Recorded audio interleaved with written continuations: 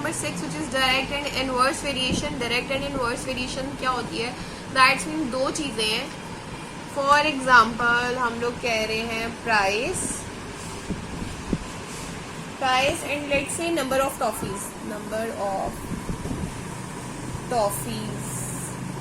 ठीक है। यहाँ पे आप देखें कि अगर आप 5 टॉफीज खरीद रहे हैं या 5 चॉकलेट्स खरीद रहे हैं which is equals to 50 rupees, ठीक है। मतलब फॉर एग्जाम्पल लेट्स से कि एक टॉफी आपको 50 रुपए की पड़ रही है और आपने एक टॉफी आपको 10 रुपीज़ की पड़ रही है और आपने 5 टॉफीज दी हैं, तो 5 टॉफीज कितने की आएंगी आपकी? 50 रुपीज़ की। अब उन्होंने आपको कहा है कि आपने 10 टॉफीज बाय करनी है और उन टॉफीज की प्राइस क्या होगी, ठीक है।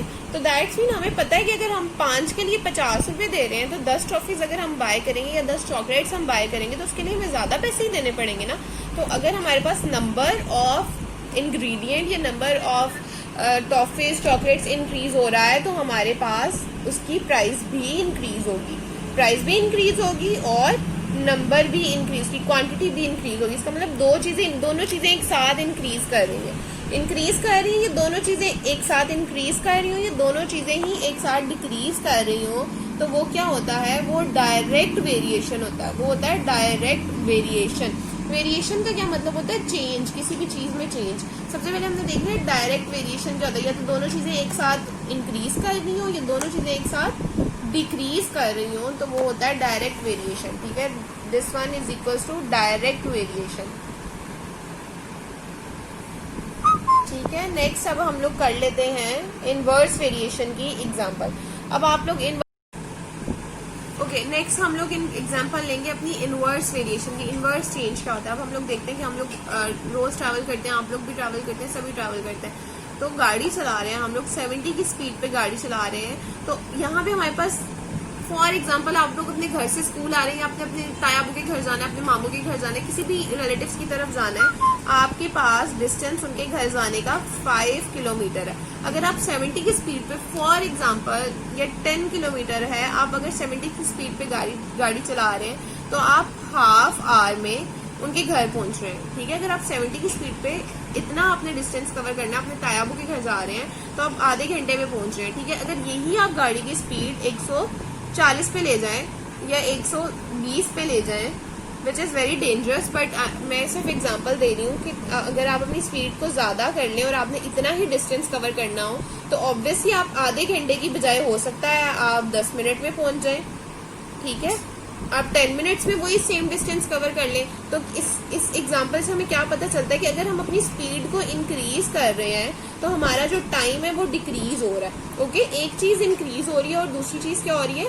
डिक्रीज हो रही है। एक चीज़ के इंक्रीज करने से दूसरी चीज़ डिक्रीज हो रही है, तो ये हमारा कौन सा वेरिएशन हो जाएगा? ये इनवर्स वेरिएशन हो जाएगा, ओके। अब हम लोग देखते हैं कि इसको सॉल्व कैसे करना है, ठीक है। यहाँ पे आए आप लोगों के पास आपकी शीट पे क्वेश्चन नंबर 1 है। The total cost of 10 lottery tickets is 200 rupees, find the cost of 25 tickets.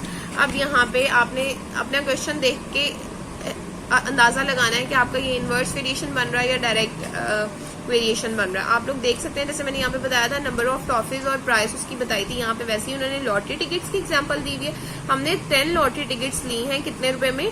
200 rupees में। अगर उन्होंने कहा 10 टिकट्स जो है वो 200 रुपए में आ रही है, तो 25 टिकट्स कितने की आएंगी?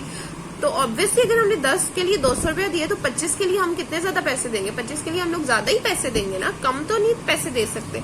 तो उसके लिए हम लोगों ने क्या करना होता है, जब हम लोगों को यहाँ पे पता चल गया क्वेश्चन नंबर 1 इज किसका होगा?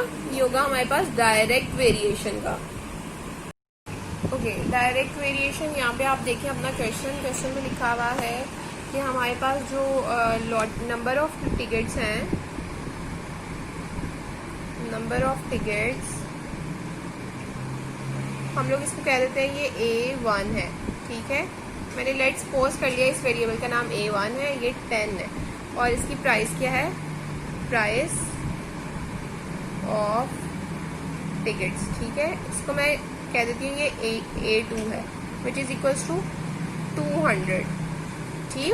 सॉरी, इसको मैंने कह दिया ये B1 है, ठीक है, क्योंकि ये फर्स्ट कंडीशन है ना, हमारे पास फर्स्ट कंडीशन भी है A1 और B1। B1 की हमने क्या कह दी, ये 200 है। नेक्स्ट हम लोग देख लेते हैं, उन्होंने कहा है अगर हमारे पास नंबर ऑफ टिकट्स हो, ये सेकेंड कंडीशन है, ठीक है, ए, इसलिए मैंने इसको A2 का नाम दे दिया, 25।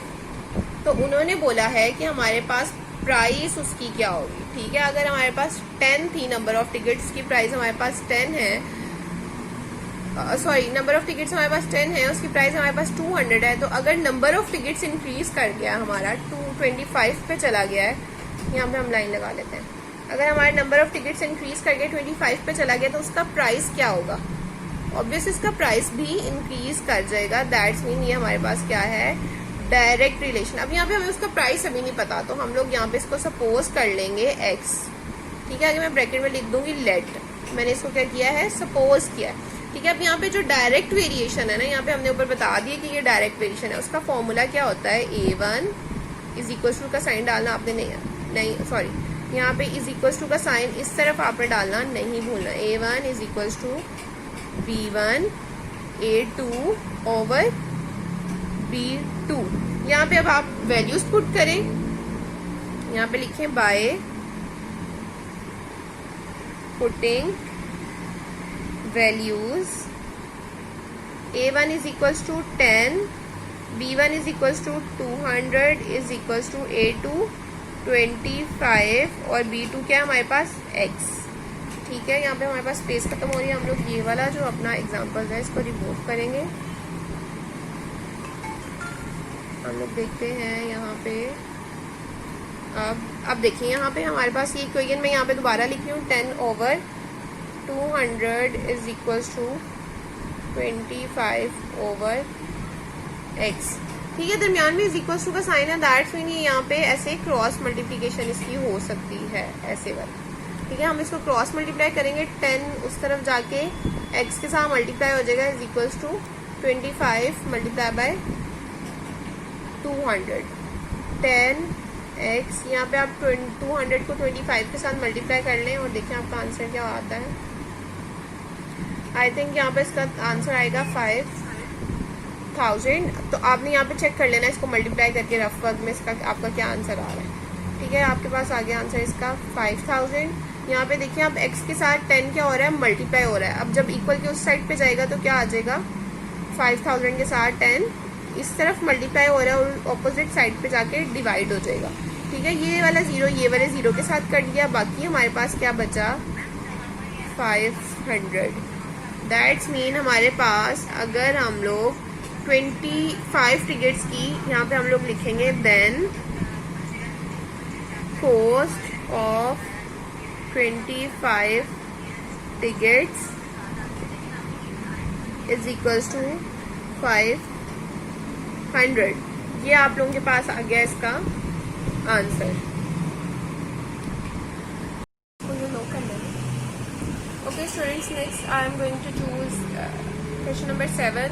ये है इनवर्स वेरिएशन की एग्जांपल। अब आप लोग मुझे बताएं कि इनवर्स वेरिएशन है या नहीं। Maybe I am wrong और maybe I am right. Okay, the question is, if 8 men can do a job in 12 days, how long will 24 men take to complete it? वो कह रहे हैं कि अगर 8 आदमी 12 दिन में एक काम कंप्लीट कर रहे हैं, तो अगर हम आदमियों की तादाद बड़ी कर दें, 24 कर दें, तो वो कितने दिनों में एक काम कंप्लीट कर देंगे, ठीक है। नंबर ऑफ मैन, पहली कंडीशन में उन्होंने बताया हुआ number of man which is A1 is equal to 8, और क्या है number of days which is B1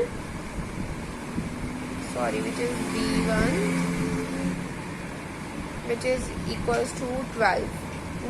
तो next condition है number of men, second condition which is A2 is equals to 24 and number of days which is equals to B2। ये हमने x कर दिया क्योंकि हमें खुद नहीं पता नंबर ऑफ डेज कितने लगने हैं, ठीक है। हमने इसको x को लेट कर लिया, ठीक है। यहाँ तक आपका है ना, ये बिल्कुल एज इट इज है जो आपने पिछला वाला क्वेश्चन किया, डायरेक्ट वेरिएशन वाला। लेकिन इनवर्स वेरिएशन का फॉर्मूला थोड़ा सा चेंज है। डायरेक्ट वेरिएशन का हमने A1 divide by B1 A2 divide by B2 किया था, बट इनवर्स वेरिएशन में हम क्या करते हैं, यहाँ पे आप लिखो नाउ इनवर्स वेरिएशन का फॉर्मूला जो होता है वो A1 B1 is equals to A2 B2। बस इतना सा चेंज है इनवर्स और डायरेक्ट वेरिएशन में। डायरेक्ट वेरिएशन में आप इसको डिवीजन में, फ्रैक्शन में लिखते हैं, जबकि इनवर्स वेरिएशन में आप इसको मल्टीप्लिकेशन में लिखते हैं। यहाँ पे आप लिखो बाय पुटिंग वैल्यूज,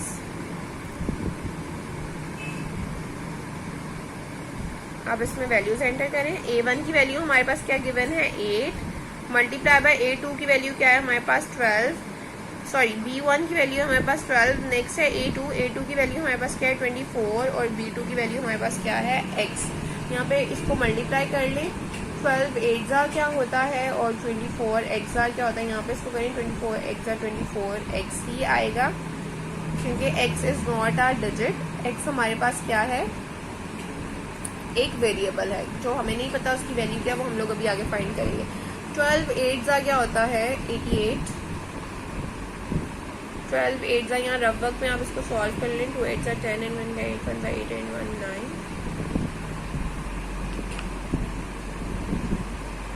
ठीक है। दैट्स मीन ये हमारे पास आ गया 96 कर लिया आपने। यहाँ पे हमारे पास जगह खत्म हो गई है, हम लोग दरमियान में इस तरह एक लाइन ड्रॉ करते हैं और इस तरफ इसको स्टार्ट कर लेते हैं। हमारे पास जो वहाँ पे इक्वेशन बनी थी वो मैं यहाँ पे अगेन लिख रही हूँ 24x। यहाँ पे हमारे पास बेसिक हमारा एम क्या है कि हमने यहाँ पे x की वैल्यू फाइंड करनी है। तो हमने क्या करना है, जो x के साथ जो भी चीज़ मल्टीप्लाई या डिवाइड हो रही है उसको इक्वल के दूसरी साइड पे लेके जाएंगे ताकि x हमारे पास अकेला ही रह जाए। 24x is equals to 96, x के साथ 24 मल्टीप्लाई हो रहा है, 96 के साथ जाके क्या हो जाएगा डिवाइड हो जाएगा। इसको आप 2 के टेबल पे कट कर दें, जिस मर्जी टेबल पे कट कर दें। यहाँ पे हो रहा है ये 3 के टेबल पे भी कट हो रहा है, 3 8 24 एंड 3 32 था 96। अब देखें ये 8 के टेबल पे कट हो रहा है, 8 1 का 8 8 4 32, x की वैल्यू हमारे पास क्या हो गई 4। अब यहाँ पे क्या लिखेंगे, हेंस इसका मतलब अगर हमारे पास 8 आदमी 12 दिनों में काम कंप्लीट कर रहे थे तो 24 आदमी 4 दिनों में काम कंप्लीट करेंगे। तो हम लोग क्या लिखेंगे, hence 24 men will complete job in 4 days and this is your answer. Okay students, that's it for your first term। और आप लोगों ने इसकी प्रिपरेशन करनी है, बाकी जो क्वेश्चन हैं आप लोग खुद करेंगे, उसमें कुछ भी प्रॉब्लम होगा, कुछ भी मसला होगा, you can contact me on your WhatsApp group, I will tell you and keep practising, keep doing. आपके पेपर्स इन्हीं क्वेश्चन में से बने होंगे and best of luck for your papers. अल्लाह हाफिज़।